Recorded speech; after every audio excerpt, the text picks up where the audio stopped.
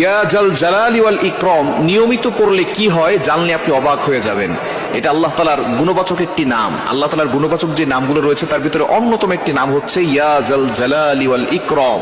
এই হারিয়ে যাওয়া জিকিরটা আমাদের কাছ থেকে বিলুপ্ত হয়ে গেছে। আমরা এই জিকিরটা করতে চাই না। অনেক জিকির আমরা করতেছি ইদানিং, আলহামদুলিল্লাহ, সুবহানাল্লাহ, আলহামদুলিল্লাহ। তার ভিতরে কিন্তু আল্লাহ তাআলার গুণবাচক একটি নাম আছে, তার সেটা হচ্ছে ইয়া জাল জালালি ওয়াল ইকরাম। এবং আল্লাহ তাআলা নিজেই কিন্তু পবিত্র কোরআনুল কারীমের ভিতরে বলে দিয়েছেন, 9 নম্বর পারা 13 নম্বর পৃষ্ঠার 4 নম্বর লাইন, সূরা আরাফের 180 নম্বর আয়াতে আল্লাহ বলছেন, ওয়ালিল্লাহিল আসমাউল হুসনা ফাদউহু বিহা। যারা আল্লাহ তাআলার এই গুণবাচক নাম পড়ে দোয়া করে, আল্লাহ তাআলা তাদের দোয়াগুলো অ্যাকসেপ্ট করে নেন, কবুল করে নেন। আমরা এই জিকিরটা পড়তে ভুলে গেছি, সেটা হচ্ছে ইয়া জাল জালালি ওয়াল ইকরাম। এটা যদি আপনি নিয়মিত পড়তে পারেন, 1 নাম্বার হচ্ছে আল্লাহ তাআলা আপনার ধন সম্পদ বাড়িয়ে দিবেন।